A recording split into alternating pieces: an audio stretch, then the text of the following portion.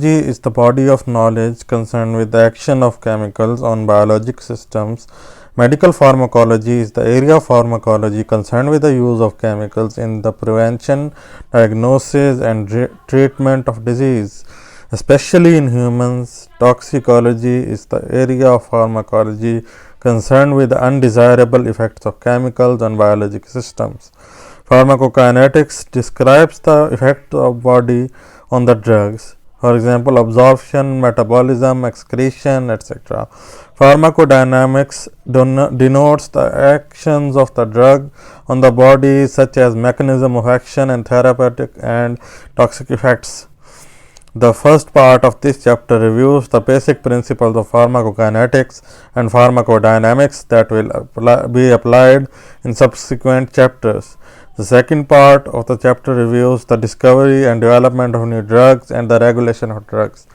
Nature of drugs. Pharmacodynamics, which further divides into receptor sites and inert binding sites. And pharmacokinetics, which divides in movement of drugs in body, absorption, distribution, metabolism, elimination.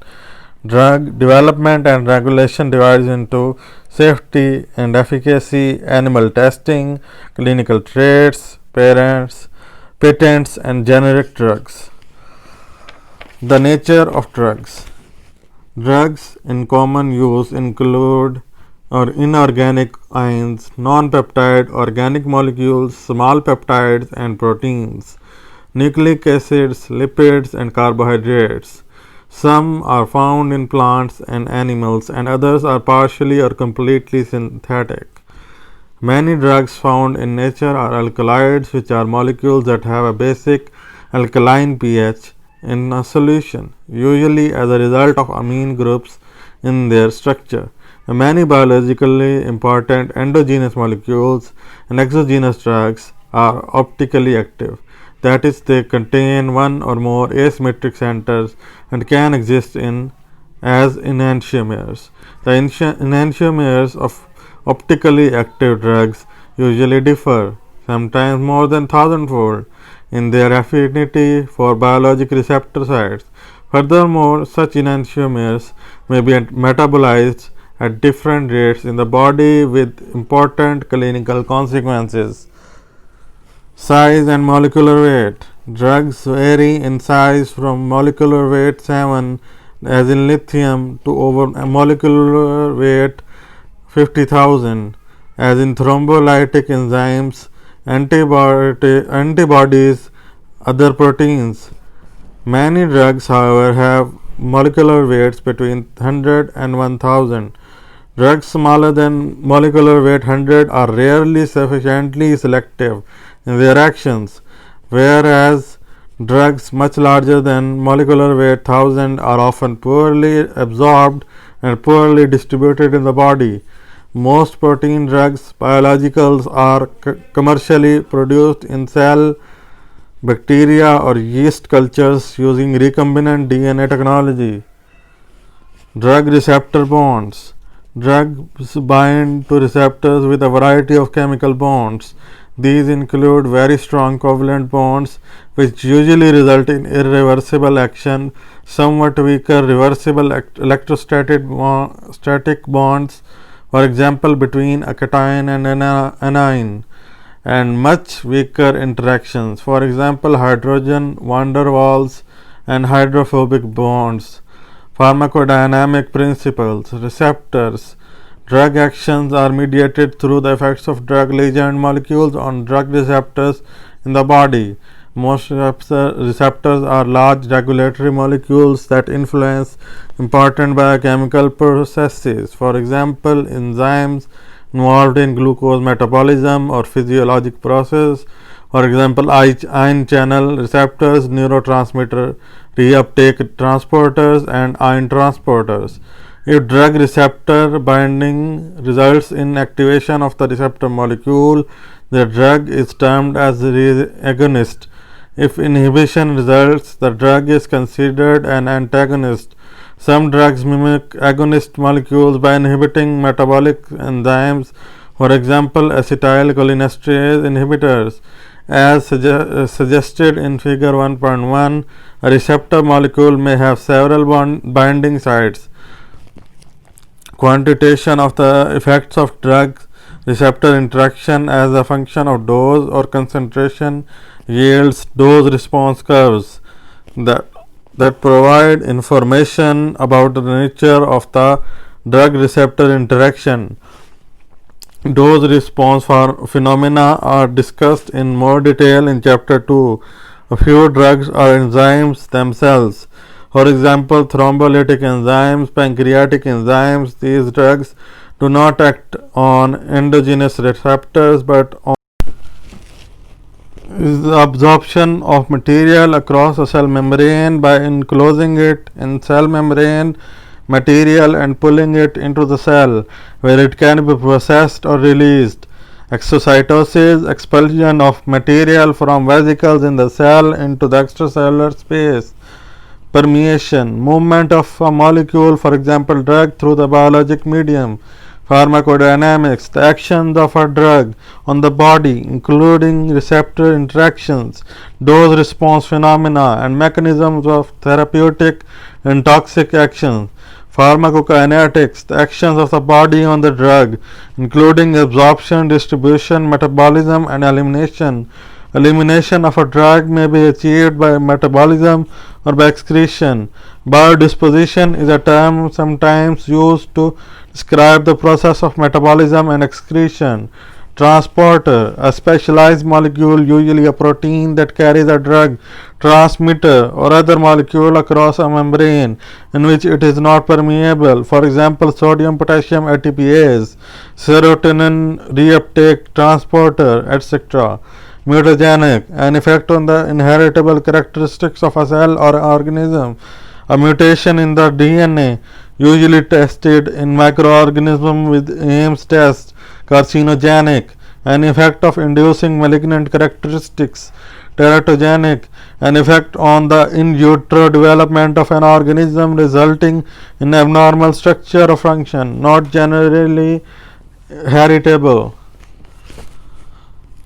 Placebo, an inactive dummy medication made up to resemble the active investigational formulation as much as possible but lacking the therapeutic effect. Single blind study, a clinical trial in which the investigators but not the subjects know which subjects are receiving active drug and which are receiving placebos.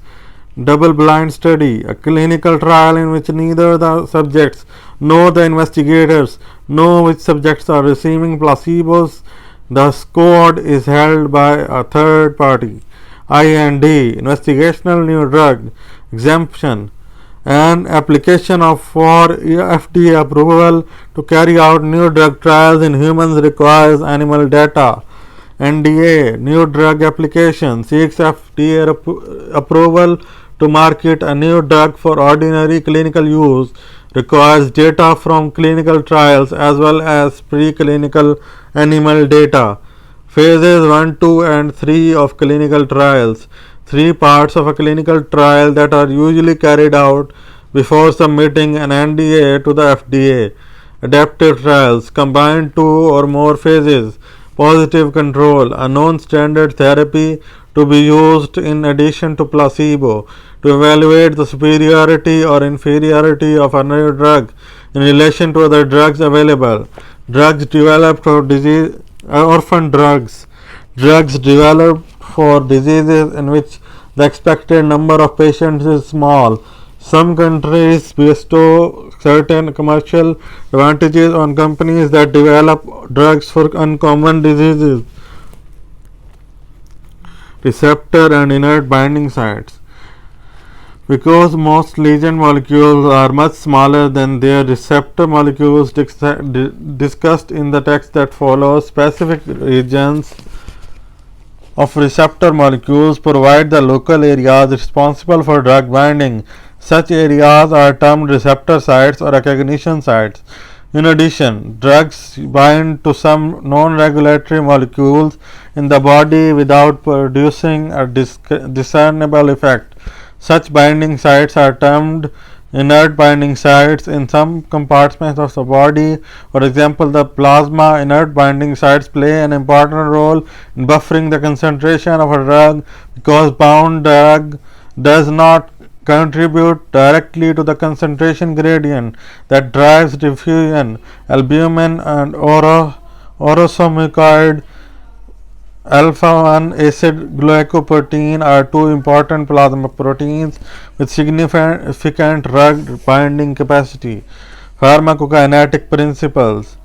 To produce useful therapeutic effects, most drugs must be absorbed, distributed, and eliminated. Pharmacokinetic principles make rational dosing possible by quantifying these processes. The movement of drugs in the body to reach its receptors and bring about a biologic effect. A drug molecule, for example, a benzodiazepine sedative, must travel from the site of administration, for example, the gastrointestinal tract, to the site of action, for example, the brain. Permeation. Permeation is the movement of drug molecules into and within a biological environment. It involves several processes, the most important of which includes the following. Aqueous diffusion. Aqueous diffusion is the movement of molecules through the watery extracellular and intracellular spaces. The membranes of most capillaries have small water-filled pores that permit the aqueous diffusion of molecules up to the size of small proteins between the blood and extravascular space. This is a passive process governed by a fixed law. The capillaries in the brain, testes, and some other organs lack aqueous pores, and these tissues are less exposed to some drugs. Lipid diffusion. Lipid diffusion is a passive movement of molecules through lipid bilayer cell membranes and other lipid barriers. Like aqueous diffusion, this process is governed by a fixed law.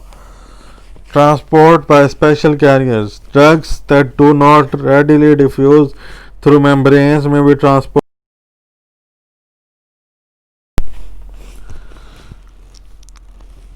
Mechanisms that carry similar endogenous substances. A very large number of such transporter molecules have been identified, and many of these are important in the movement of drugs or as targets of drug action. Unlike aqueous and lipid diffusion, carrier transport is not governed by fixed law and has a maximum capacity, that is, it is saturable. Important examples are transporters for ions, for example, sodium potassium ATPase, for neurotransmitters, for example, transporters of serotonin, norepinephrine, for metabolites, for example, glucose and amino acids, and for foreign molecules, xenobiotics such as anti-cancer drugs. After release, amine neurotransmitters, dopamine, norepinephrine, and serotonin, and some other transmitters are recycled into nerve endings by selective transport molecules. Selective inhibitors of these transporters often have clinical value. For example, several antidepressants act by inhibiting the transport of amine neurotransmitters back into the nerve endings from which they have been released or into nearby cells. Endocytosis. Endocytosis occurs through binding of all molecules to specialized components, receptors on cell membranes, with subsequent internalization by unfolding of that area of the membrane. The contents of resulting intracellular vesicle are subsequently released into cytoplasm of the cell. Endocytosis permits very large or very lipid insoluble chemicals to enter cells. For example, large molecules such as proteins may cross cell membranes by endocytosis. Smaller polar substances such as vitamin B12 and iron combine with special proteins B12 with intrinsic factor and iron with transferrin, and the complexes enter cells by this mechanism. Because the substance to be transported must combine with a membrane receptor, endocytotic transport can be quite selective Exocytosis is the reverse process, that is the expulsion of material that is membrane encapsulated inside the cell out of the cell. Most neurotransmitters are released by exocytosis. Fick's law of diffusion. Fick's law predicts the rate of movement of molecules across a barrier. The concentration gradient C1, C2 and permeability coefficient of the drug and the area and thickness of barrier membrane are used to compute the rate as follows. Rate is equal to C1 minus C2 multiplied by permeability coefficient over thickness into area. Thus, drug absorption into the blood is faster within organs with large surface areas such as the small intestine than from organs with smaller absorbing areas, that is the stomach. Furthermore, drug absorption is faster from organs with thin membrane barriers, for example the lung, than from those with thick barriers, for example the skin. Water and lipid solubility of drugs. Solubility. The aqueous solubility of a drug is often a function of the electrostatic charge, degree of ionization, polarity of the molecule. Because water molecules behave as dipoles and are attracted to charged drug molecules, forming an aqueous shell around them. Conversely, the lipid solubility of a molecule is inversely proportional to its charge. Many drugs are weak bases or weak acids. For such molecules, the pH of the medium determines the fraction of molecules charged, ionized versus uncharged, non-ionized. If the pKa of the drug and the pH of the medium are known, the fraction of molecules in the ionized state can be predicted by means of the Henderson-Hasselbalch equation. Log into protonated form over unprotonated form is equal to pKa minus pH. Protonated means associated with the proton, and this form of equation applies to both acids and bases. Ionized of weak acids and bases. Weak bases are ionized and therefore more polar and more water soluble when they are protonated. Weak acids are not ionized and so are less water soluble when they are protonated. The following equations summarize these points. RNH3 plus interconvertible to RNH2 plus H plus, RCOH into RCO plus H plus as in proton. The Henderson-Hasselbalch relationship is clinically important when it is necessary to estimate or alter the partition of drugs between compartments of differing pH. For example, most drugs are freely filtered at the glomerulus, but lipid soluble drugs can be rapidly reabsorbed from the tubular urine. If a patient takes an overdose of a weak acid drug, for example aspirin, the excretion of this drug is faster in alkaline urine.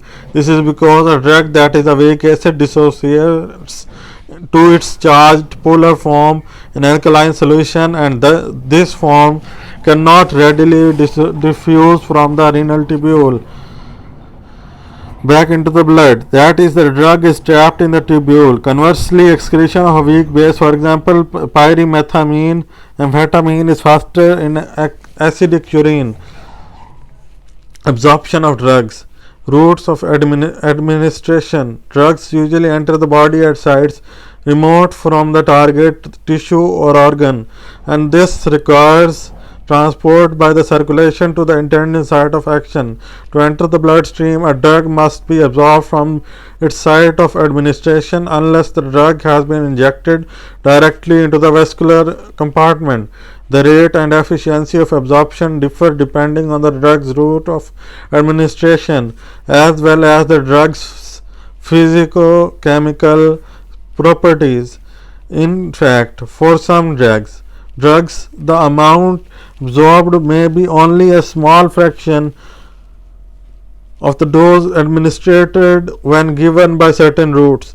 The amount absorbed into the systemic circulation divided by the amount of drug administered constitutes its bioavailability.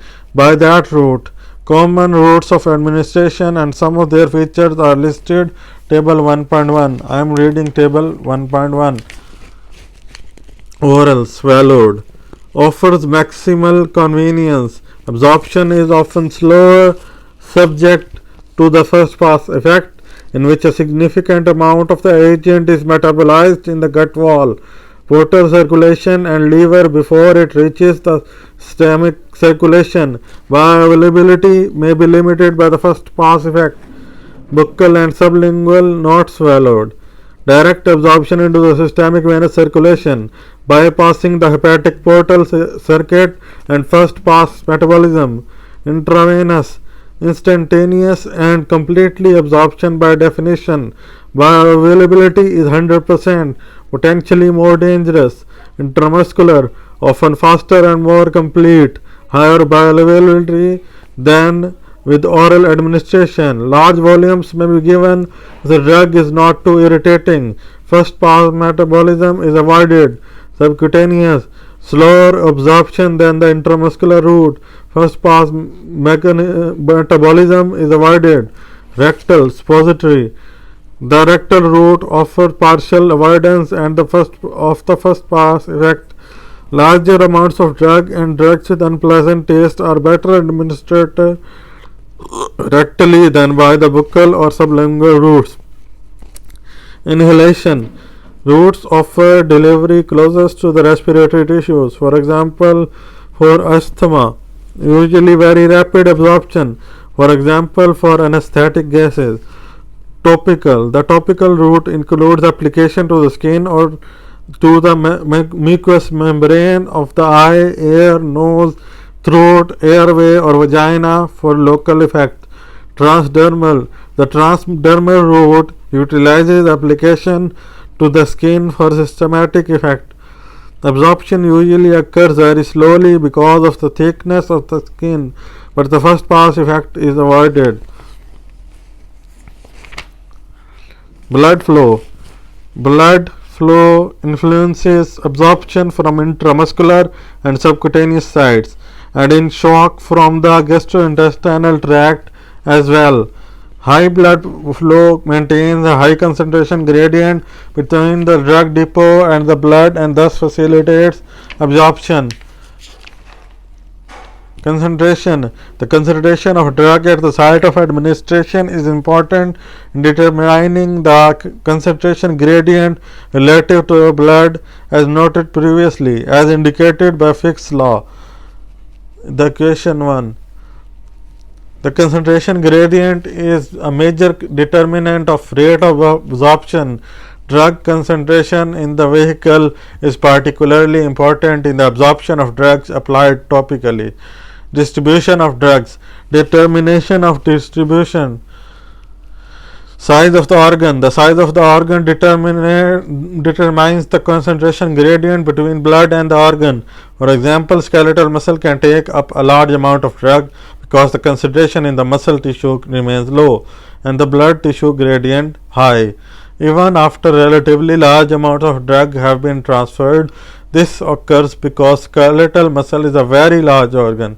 In contrast, because the brain is smaller, distribution of a smaller amount of drug into it will raise the tissue concentration and reduce to zero the blood tissue concentration gradient, preventing further uptake of drug unless it is actively transported. Blood flow. Blood flow to the tissue is an important determinant of the rate of uptake of drug. Although blood flow may not affect the amount of drug in the tissue at equilibrium, as a result, well perfused tissues, for example brain, heart, kidneys and splanchnic organs, usually achieve high tissue concentrations sooner than poorly perfused tissues, for example fat and bone. Solubility. The solubility of a drug in tissue influences the concentration of the drug in the extracellular fluid surrounding the blood vessels. If the drug is very soluble in the cells, the concentration in the perivascular extracellular space will be lower and diffusion from the vessel into the extravascular tissue space will be facilitated. For example, some organs such as the brain have a high lipid content and thus dissolve a high concentration of lipid soluble agents rapidly. Binding of a drug to macromolecules in the blood or a tissue compartment tends to increase the drug's concentration in that compartment.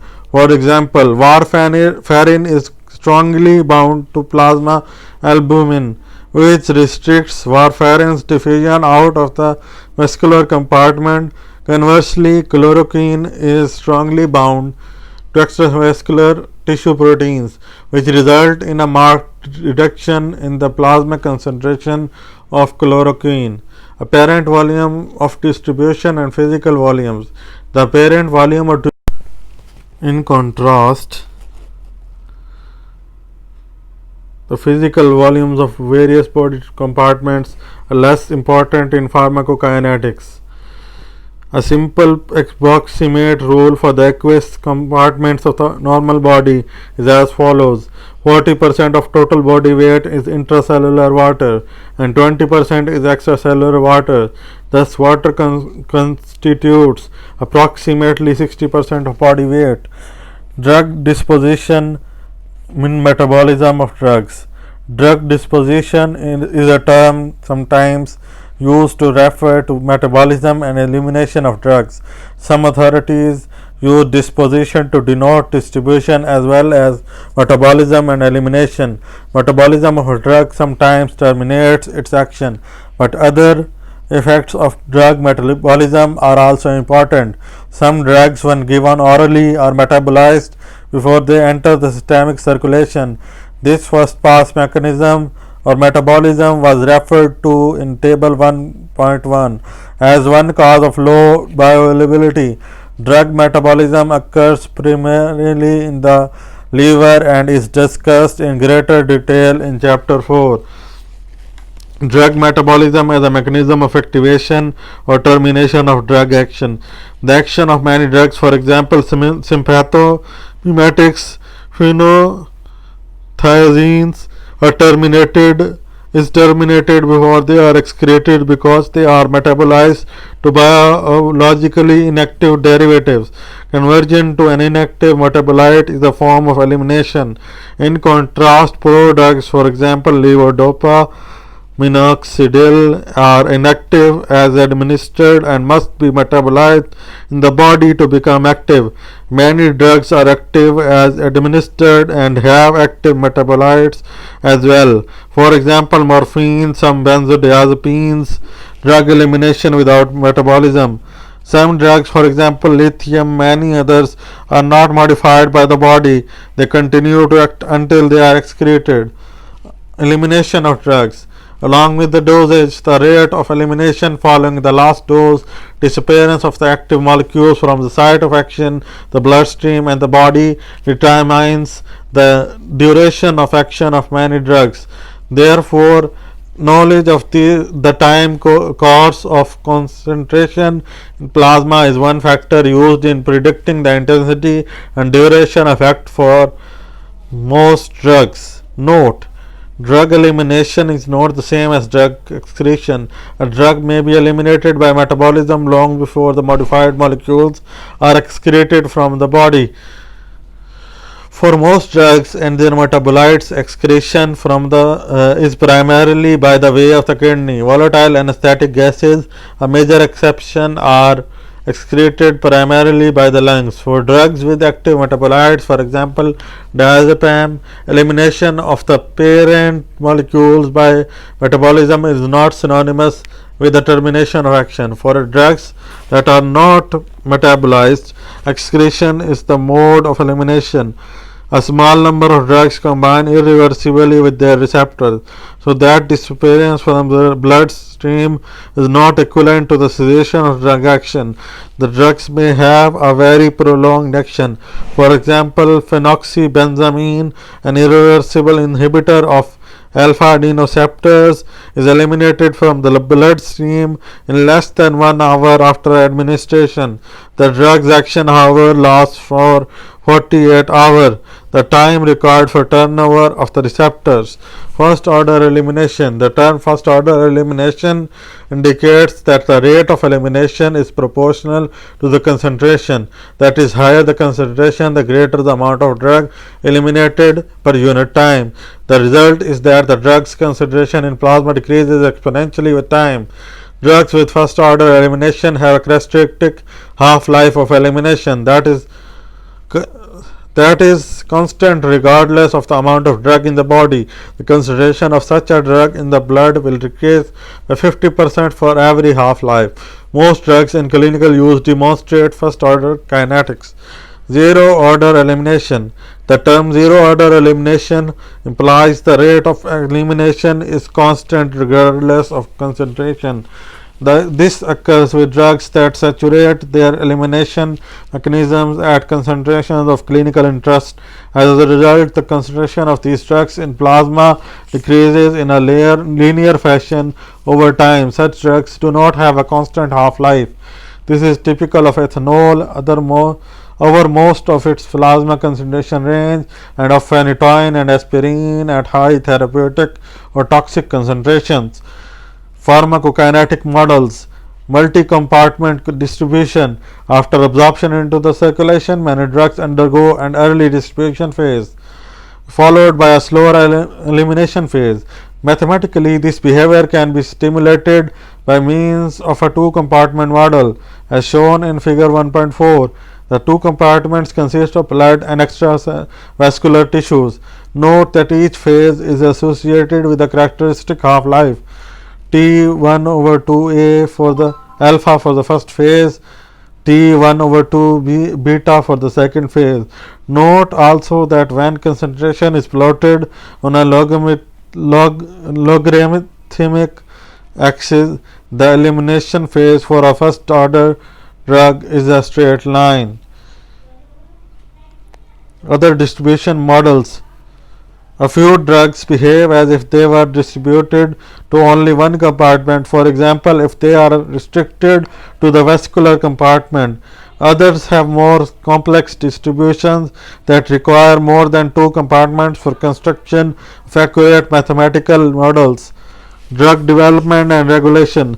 The sale and use of drugs are regulated in most countries by governmental agencies. In the United States, regulation is by Food and Drug Administration. New drugs are developed in industrial or academic laboratories. Before a new drug can be approved for regular therapeutic use in humans, a series of animal and experimental human studies, clinical trials must be carried out. New drugs may emerge from a variety of sources. Some are the result of identification for a new target for a disease.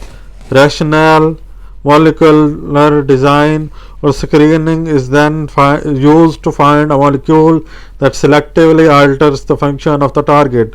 New drugs may result from the screening of hundreds of compounds against model diseases in animals. In contrast, many so-called me-too drugs are the result of simple chemical alteration of the pharmacokinetic properties of an original prototype agent.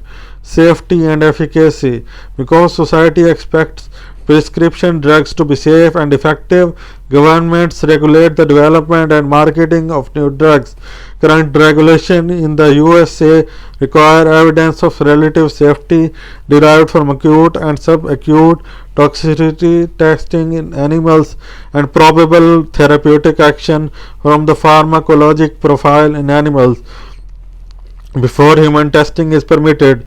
Some information about the pharmacokinetics of a compound is also required before clinical evaluation is begun. Chronic toxicity test results are generally not required, but testing must be underway before human studies are started.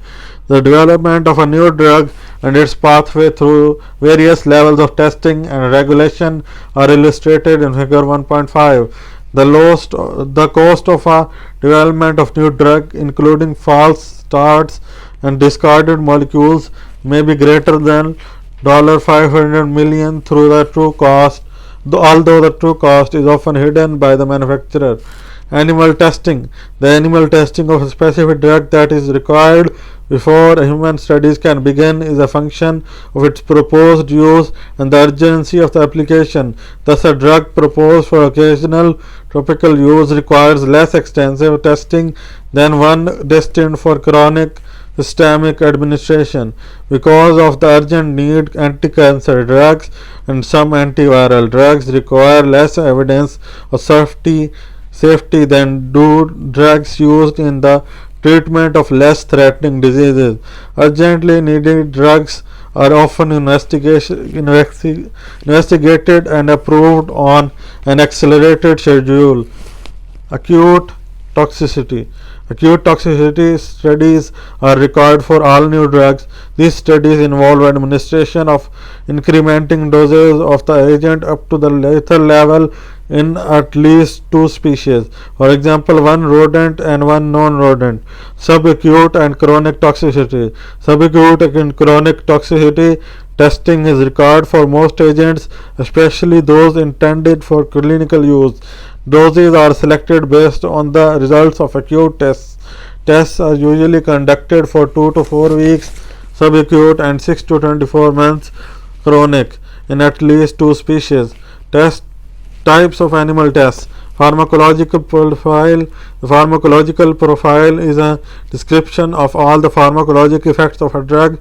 For example, effects on cardiovascular function, gastrointestinal activity, respiration, hepatic and renal function, endocrine function, CNS. Both graded and quantile dose response data are gathered. Reproductive toxicity.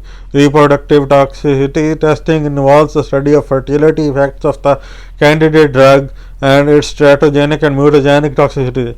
Until 2015, FDA had used a 5-level ABCDX minimally descriptive scale to summarize information regarding the safety of drugs in pregnancy. For drugs submitted after June 2015, the latter scale has been abolished in favor of a narrative description of safety or hazards of such drugs, and separate categories are established for pregnancy, lactation, and for males and females or reproductive potential. The new system is designated the pregnancy and lactation labeling rule and is set forth as FDA government drugs development approval process development resources labeling UCM 093307.htm.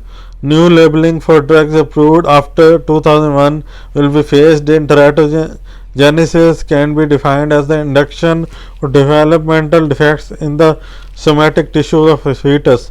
For example, by exposure of the fetus to a chemical infection or radiation. The teratogenesis is studied by treating pregnant female animals of at least 2 species at selected times during early pregnancy when organogenesis is known to take place, and by later examining the fetuses or neonates for abnormalities.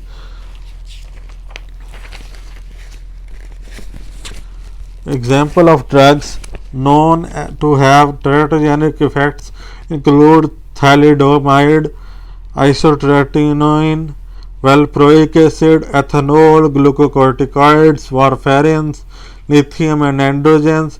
Mutagenesis denotes induction of changes in the genetic material of animals of any age and therefore induction of heritable.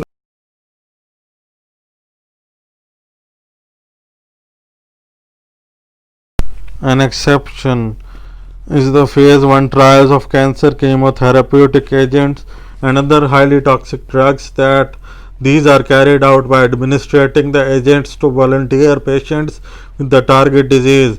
In phase 1 studies, the acute effects of the agent are studied over a broad range of dosages, starting with one that produces no detectable effect and progressing to one that produces either a significant physiological response or a very minor toxic effect.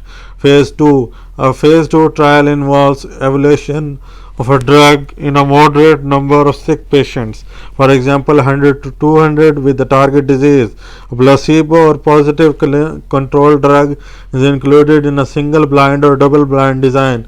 The study is carried out under very carefully controlled conditions and patients are closely monitored, often in a hospital research ward. The goal is to determine whether the agent has the desired efficacy, that is, produces adequate therapeutic response at doses that are tolerated by sick patients. Detailed data are collected regarding the pharmacokinetics and pharmacodynamics of the drug in this patient population. Phase 3. A phase 3 trial usually involves many patients, for example 1000 to 6,000 or more, in many centers, and many clinicians who are using the drug in the manner proposed for its ultimate general use, for example in outpatients. Such studies usually include placebo and positive controls in a double blind crossover design. The goals are to explore further, under the conditions of the proposed clinical use, the spectrum of beneficial actions of the new drug, to compare it with placebo and older therapy, and to discover toxicities, if any, that occur so infrequently as to be undetectable in phase 2 studies. Very large amounts of data are collected and these studies are usually very expensive. Unfortunately, relatively few phase 3 trials include the current standard of care as a positive control. If the drug successfully completes phase 3, an NDA is submitted to the FDA. If the NDA is approved, the drug can be marketed and phase 4 begins. Phase 4 represents the post-marketing surveillance phase of evaluation, in which it is hoped that toxicities that occur very infrequently will be detected and reported early enough to prevent major therapeutic disasters. Manufacturers are required to inform the FDA at regular intervals of all reported untoward drug reactions.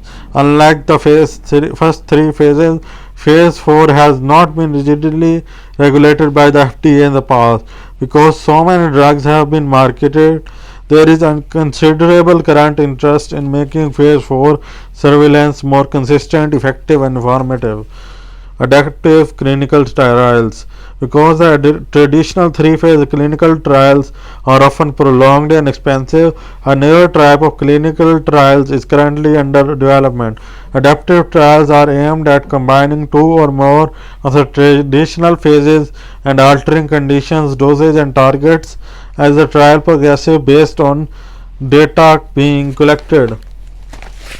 Drug patients and generic drugs.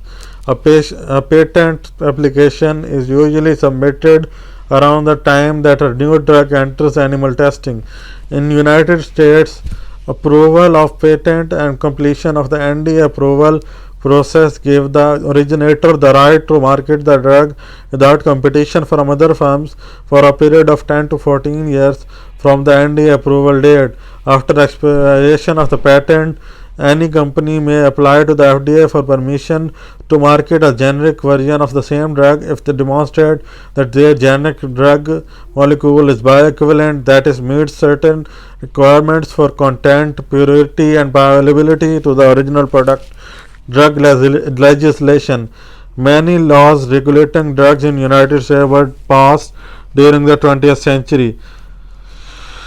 Orphan drugs. An orphan drug is a drug for a rare disease that in the United States defined as one affecting fewer than 200,000 people. The study of such agents has often been neglected because profits from the sales of an effective agent for an uncommon ailment might not pay the cost of development. In the United States, certain legislation provides the tax relief and other incentives designed to encourage the development of orphan drugs.